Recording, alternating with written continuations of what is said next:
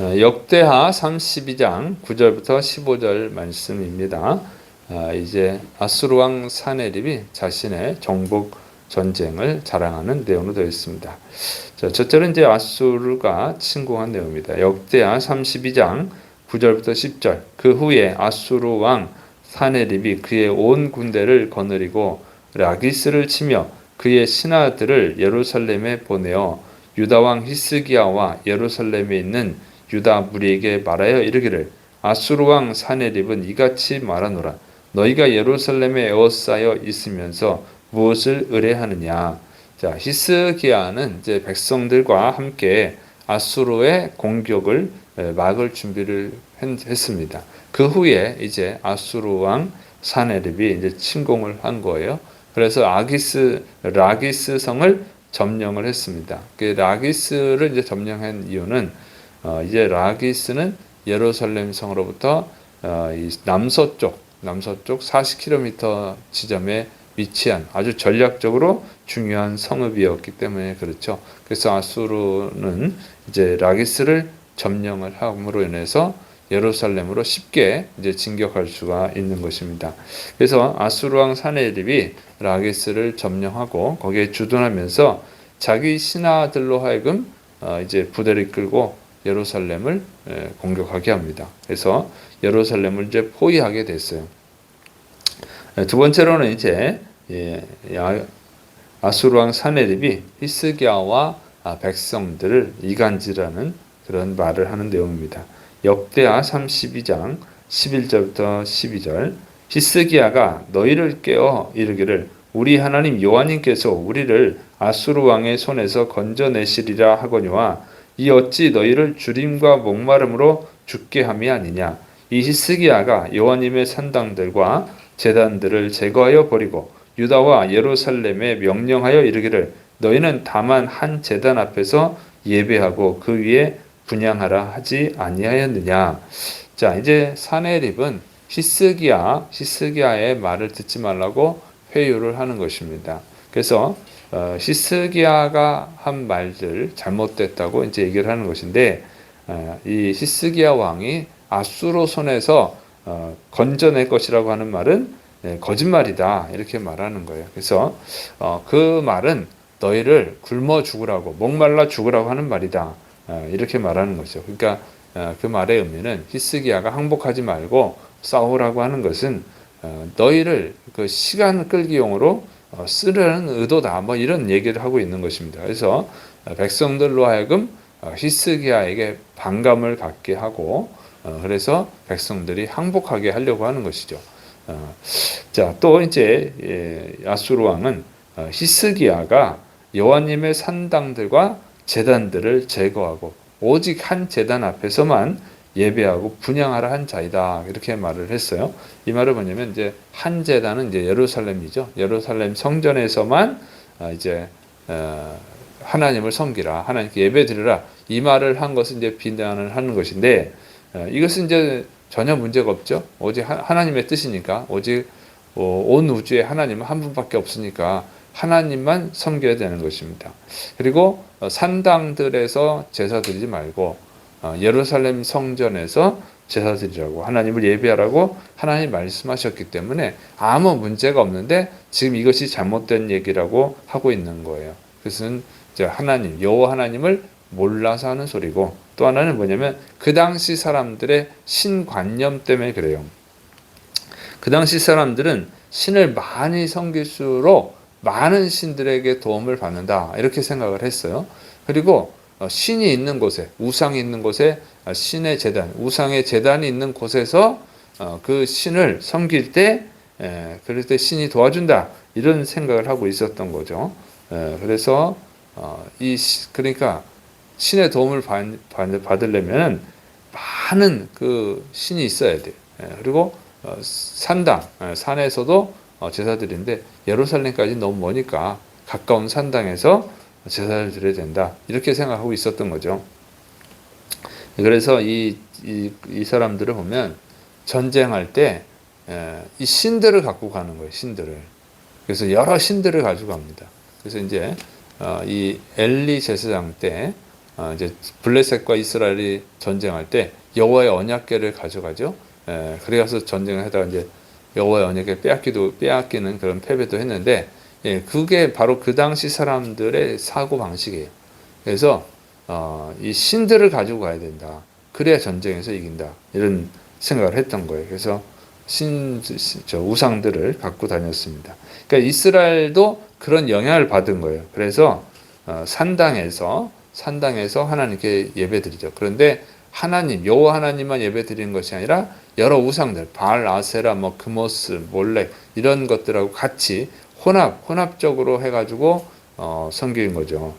그래서 이런 배경을 갖고 있었기 때문에 사네립은 히스기야가 그 산당들, 너희가 산당들에서 섬기던 그 우상들, 또 그 여호와 하나님을 거기서 못 섬기게 하는 것이 잘못된 것이다. 그건 아주 바보 같은 짓이다. 이렇게 말한 거예요. 그러니까 거기서 신한테, 너희가 믿는 신한테 기도를 해야 되는데 그걸 다 없애버리고 예루살렘 성전에서만 예배하라고 그랬으니까 어떻게 그 신의 도움을 받아서 이기겠느냐, 이런 바보 같은 얘기다, 이런 얘기를 하고 있는 거죠. 그런데 그것은 여호와 신앙, 하나님에 대해 잘 몰라서 하는 소리였습니다. 자, 세 번째로는 아수르 왕 사네립이 자신의 정복 사업을 자랑하는 내용입니다. 역대하 32장 13절부터 15절, 나와 내 조상들이 이방 모든 백성들에게 행한 것을 너희가 알지 못하느냐? 모든 나라의 신들이 능히 그들의 땅을 내 손에서 건져낼 수 있었느냐? 내 조상들이 진멸한 모든 나라의 그 모든 신들 중에 누가 능히 그의 백성을 내 손에서 건져내었기에 너희 하나님이 능히 너희를 내 손에서 건지겠느냐? 그런즉 이와 같이 너희는 히스기야에게 속지 말라. 꾀임을 받지 말라. 그를 믿지도 말라. 어떤 백성이나 어떤 나라의 신도 능히 자기의 백성을 나의 손과 나의 조상들의 손에서 건져내지 못하였나니 하물며 너희 하나님이 너희를 내 손에서 건져내겠느냐 하였더라.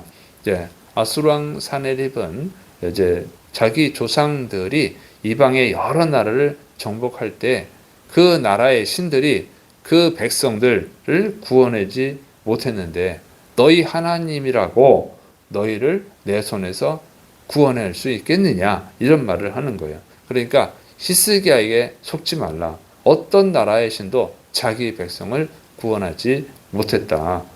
그래서 너희 하나님도 너희를 구원할 수 없다. 이렇게 말하고 있는 것입니다. 그래서 히스기야의 말을 듣지 말고 항복을 하라. 그런 얘기를 하고 있는 것이죠.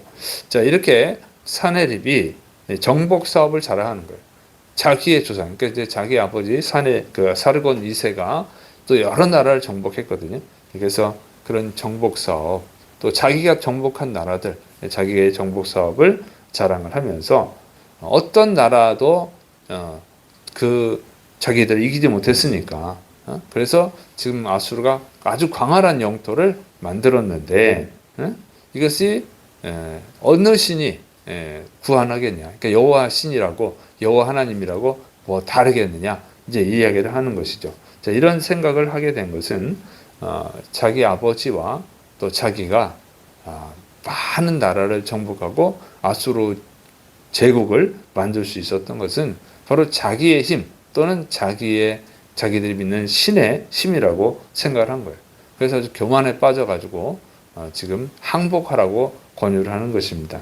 그런데 사실은 그 아수르가 여러 나라를 정복하고 아주 큰 제국을 만들 수 있었던 것은 그 사네립의 힘이나 그 사네립의 아버지의 힘, 조상들의 힘이 아니라 사실은 하나님이 인간을 구원하기 위한 그 섭리 속에서 아수르라고 하는 나라를 사용했을 뿐인 것이죠. 아수르가 강해서 이긴 것이 아니라 아수르를 도구로 사용했을 뿐이에요. 하나님은 아수르나 바벨론 같은 나라들을 징계의 도구로 사용을 하셨어요. 그래서 그 도구로 사용하느라 이제 이기게 한 것뿐인데 그걸 모르니까 교만에 빠져가지고 자랑을 하고 또 자기들이 항상 이길 수 있다, 이런 망언을 하게 된 것입니다. 그런데 이런 교만하게 하면 망하죠. 이 하나님이 교만한 자를 아주 싫어요. 교만은 패망의 선봉이다 그랬습니다. 그런데 이 아수르 왕 사내립처럼 세상 사람들은 자기가 성공하고 자기가 뭐 위대한 일을 만들어내면 그러면 그것이 자기 공로인 줄 알고 착각하고 교만에 빠지다가 그래서 하나님의 심판을 당하게 됩니다. 그리고 이렇게 자기 교만에 빠지는 것은 꼭 하나님을 안 믿는 사람들만 그런 것이 아니에요. 하나님 안 믿는 사람은 자기의 뭐 힘이라거나 자기가 믿는 어떤 신의 도움이라고 생각하는데 무지해서 그런 것이죠. 그런데 교회를 다녀도 무지하면 하나님의 은혜인 것을 모르고 자기가 똑똑해서 자기가 잘나서 또 잘 됐다고 생각하는 사람들도 있어요. 그러면 그것은 멸망의 지름길이 되는 것입니다. 패망의 지름길이 되는 거예요. 그래서 우리는 그런 것들을 조심해야 돼요. 하나님은 교만한 자를 절대 내버려 두지 않습니다. 반드시 심판하신다는 거예요. 그래서 하나님을 안 믿는 자 당연히 심판받고 다른 우상 숭배하는 자 반드시 심판을 받죠. 그런데 하나님을 믿어도 교회를 다녀도 자기 공로인 줄 아는 사람은 심판을 받는 거예요. 그 사람은 하나님을 믿는 것이 아닌 거죠. 그냥 종교 생활을 하는 것이지. 그래서 우리가 항상 조심해야 되는 것은 교만해지는 것. 뭔 일이 잘 될 때 그것이 내 능력이다. 내가 열심히 해서 그렇다. 이런 착각을 하는 것을 조심해야 됩니다. 그리고 그렇게 교만하게 구는 사람들 보면 그걸 대단하게 볼 것이 아니고 또 무서워할 것이 아니라 불쌍하게 여겨야 돼요. 왜냐하면 하나님이 심판할 거니까. 그리고 우리는 항상 교만에 빠지지 않도록 조심하고 항상 하나님의 은혜인 것을 명심하고 하나님의 은혜에 감사해야 될 줄을 믿으시를 바랍니다. 기도하겠습니다. 사랑이 많으신 하나님 아버지, 오늘도 하나님의 은혜로 살아가고 있음을 깨닫게 하시니 감사드립니다. 하나님, 더욱더 하나님께 영광 돌릴 수 있도록 우리에게 지혜와 총명을 주시고 또 승리를 주옵소서.